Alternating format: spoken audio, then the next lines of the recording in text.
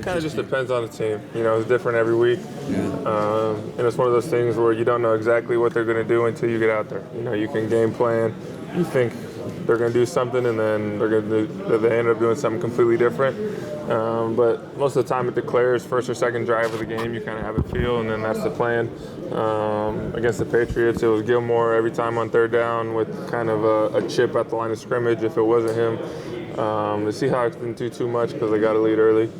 And then kind of our zone team. The Bears obviously didn't do too much, but obviously it's just kind of one of those things, like I said, you don't know exactly, which kind of makes it difficult at times to prepare. But I feel like the past couple weeks, we've adjusted well.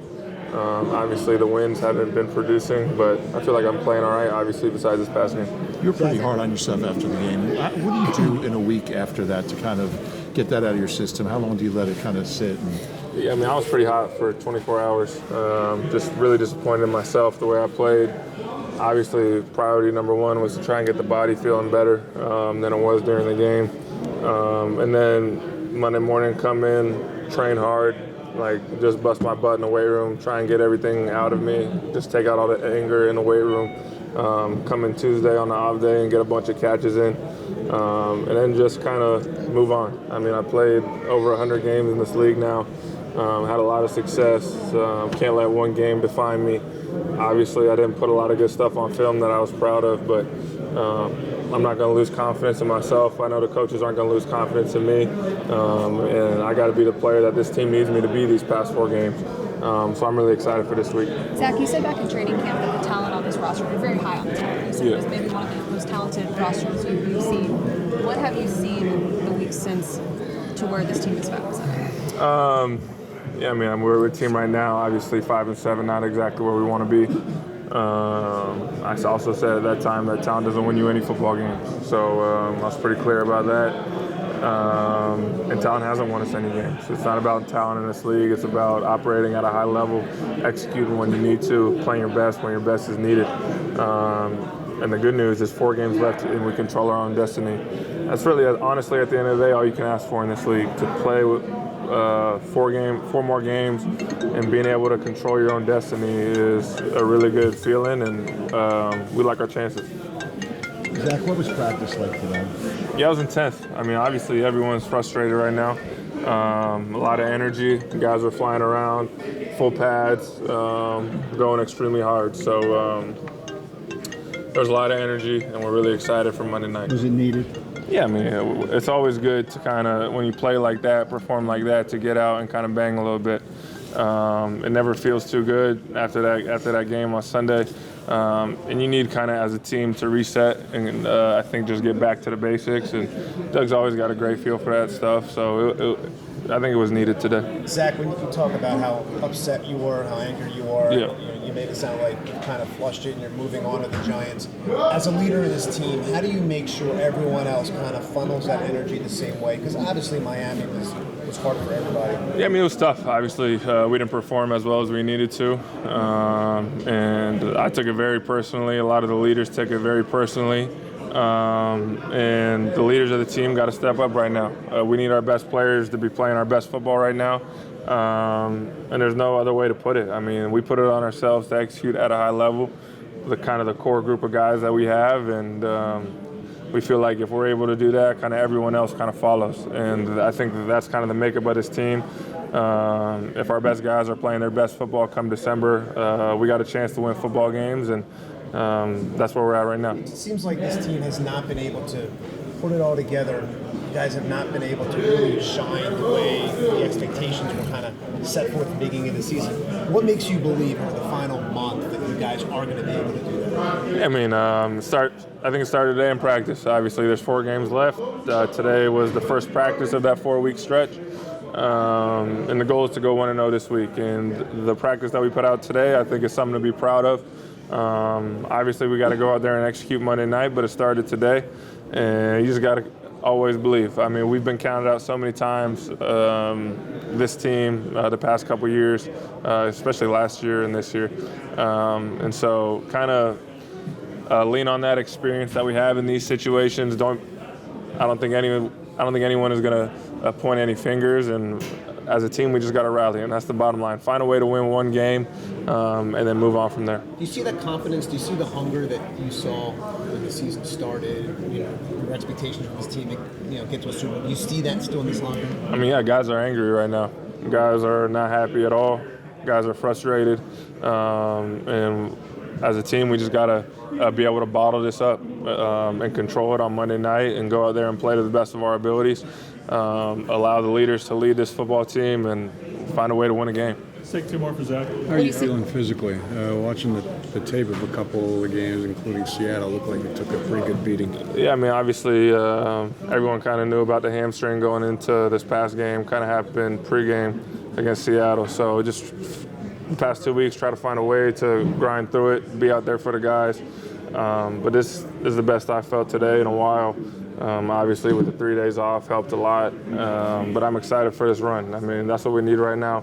No one's feeling great. No one's feeling 100%. But I'm excited with where I'm at physically right now. And now mentally, I got to go out there and do the rest. Biggest challenge you see from the Giants defense? Obviously, it's still early in the game planning week, but they do a lot of stuff defensively. They kind of throw everything at you, a lot of moving parts, a lot of different personnel groupings. So we just got to be able to handle that, especially early on. Brandon, you guys The last quarter of the season here is all NFC East games. How do you feel about that? I feel good. You know, we're in a good position. We got 4 games to do it, and we got to make sure we focus on the one game mentality for real, because we got the Giants this week. Can't look past nobody because we need all of them. When you say you're in a good position, some would go, well, 5-7. Right, we're in a good position because we're still in it. You know, if we wasn't still in it, then things would be looking different around here. And of course, we'd be playing for pride, of course. But we still got an opportunity, and we always want to win. Whenever we get on that field, that's always the mentality. But to know that everybody's still believing and still hungry, to try to get these wins. That's all you can really ask for. What's you putting on pads today due to practice? How do you feel it changed tempo or I felt good because, people could have easily, when you go through the adversity and then, hard stuff start happening and then you add a little more hard, well, what you think is hard, the pads, they didn't respond. We didn't respond the way some people would, especially with going through what we just went through. And then now we got pads, I didn't really hear too many, complaints. Everybody just kind of did it because they knew what position we're in right now.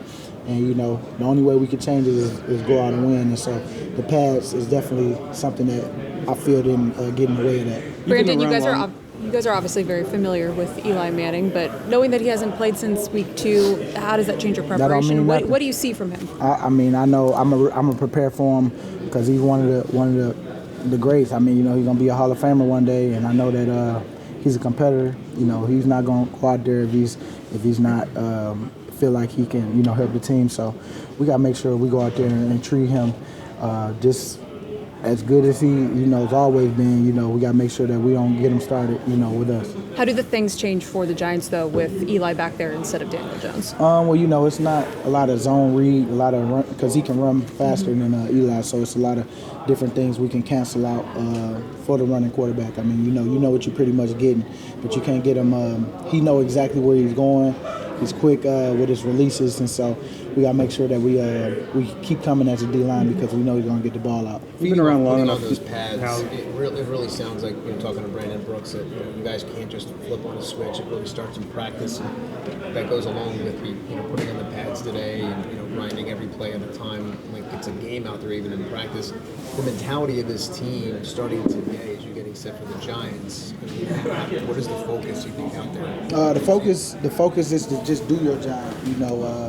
At the end of the day, you got to win your one-on-ones, and you got to make sure that you don't have any missed assignments out there. So I feel like today was a good response with all that's been going on. Then he throw the pads on. It's an attitude that he's looking for. We got to have this attitude. It don't matter what they throw at us. We're gonna come back and we're gonna do what we got to do. And all it is just one play at a time. Do your job and trust in one another. You've been around obviously a really long time. time. What have you seen from all your years? What have you seen from this team and this group that you guys can make a run here with these 4 games to go? Well, I've seen us turn it on different days. On different days, some days we all together on some game days. Some days it's the defense. Some days the offense. And I think that once we get it to where all 3 phases is booming, which I know we can, because I've seen each one do, different things at different times, and it's been like, man, wow, we got to do this. We got to stay consistent, and so I think that I think we're gonna start to, hit our stride, these next 4. But we just got to take care of one, and that's the Giants. How do you know if there's full buy-in in what the coach's message to you is, and if it's being well received? Well, you just get, it's a feel, because of how people, treat their reps when they get out there, how people treat not getting reps, because some people can go into a shell and start having them huddle, the meetings after the meetings, talking to other guys. I don't sense that, I sense that a lot of guys are starting to really know their role, because that was our biggest thing, trying to find our identity this year, and knowing your role and where you stand on this team, and how you can make this team better, with whatever your role is. And I think a lot of guys are starting to really embrace that, because how they practice, and then some guys, of course, you're gonna feel some type of way about not getting as many reps as you want, but eventually, you either gonna get bad and become a cancer, or you're gonna start to become, you know what, it is what it is. I'm gonna go out here, I'm gonna give it everything I got, get these boys ready. And I think that's the approach a lot of guys, have been taking. Because I don't really see them type of guys, that's really, being cancerous at all. You've probably been around long enough though to see it go the other way. Yeah. I've seen it going the other way. Dream Team year was crazy. That was a crazy year. All the expectation, and when things was bad, it was bad. Where that it was just a lot of dysfunction. After that, but I do see. I learned a lot from every year I've been playing, from the Super Bowl year to now. To the years where it wasn't so good. I always try to figure out what could I have done better, and what was the message that we were supposed to learn from this season, and so that, that's what I try to take the positive out of majority of the stuff that you can. Doesn't feel like Dream Team? Nah. It was a lot of expectations, but I don't think we bought that Kool-Aid. We knew that we had to work hard, and it wasn't going to be easy, but the injuries definitely hurt us a lot this year too. Losing D-Jack, I feel like was an X factor of the offense. It kind of opened up a lot. You needed that extra guy that can, take two guys all the time, because you got to know what 10 is, and certain stuff just kind of happened. A lot of guys got opportunity though, and you find out, what kind of depth you have on your team. You learned a lot. So, it's a lot of positives with it too, but you just got to, I don't think it was Dream Team at all. I just felt like we had a bunch of good players that we could do this thing, if we all stay healthy and we all work well together. You touched on finding the identity for this team this year. What would you say is the identity here in 2019? You know what? I do know that we are some fighters. We're gonna fight to the end. It ain't always pretty, but when we out there on the field and out there on the sideline, you don't have people really going off on each other. It's a lot of respect, on this team. So I can deal with that all day. We can take an L, because that was the hardest L we had to take against Miami. Because when you expect to win, like that, especially against a team that's struggling, and the opportunities that we have to, get in first place. I liked our chances, but it hurt. But for us now, man, it's on us. We got 4 games, and we still got to see the boys. That's number 1 right now. But we got to make sure we take care of our job, and that's these 4 games. What makes you think you guys can just turn it on and do what you do? There is no turning it on. I guess let me clarify. Every day, every rep, practice needs to be played like a game. Obviously and clearly, like, there is no turning it on, especially after last week. There is no we're just going to roll it out here and win because, in the NFL, any given Sunday, anybody can win. So. Doug Peterson said that this is going to be a really good test for the veterans this week, especially coming off that loss to Miami. As a leader on this team and a veteran on this team, how do you try to create that sense of accountability? Doug's right. It's kind of a gut check. It's at this point, it's just enough talking. All this, we need to do this, we need to do that. We know exactly what we need to do. We know exactly what we needed to do. It's just we need to do it. Just put the talk to bed and just go out and do what we need to do. Talking to Jason yesterday, he said that the number one reason he feels like this team is 5-7 right now is just inconsistency on both sides of the ball. Do you agree with that? And where do you feel like that inconsistency is coming down to? Yeah, inconsistency. We'll go out there and just speaking offensively, say we start off the game, with an opening drive, then we'll stall, or say we stall early, then we start getting hot. It's the consistency to open with a touchdown and say, end the game with a touchdown, to consistently every time you're on the field, execute and score. We're not doing that. It's clear and obvious. Like I said before, I can sit here and say, consistency and, we need to do this, but, the time for the talking is over. We need action, not just words at this point. I know it's early in the week, but how do you think the leaders of the team have responded, and everyone has responded this week in kind of flushing that Miami game and moving on? Today, it was a physical practice. We had pads on, obviously. That kind of set the tone, this isn't a cakewalk. It's not a walkthrough. It's not something where, you lose a game and, it's just, back to regular scheduled programming. There's a sense of urgency that needs to happen. By putting the pads on, I think he's setting the tone. What we need to do. You saw that today? Yeah, I did see that today. Yeah. So to clarify, it was more change from regular weeks, more physical for you guys today?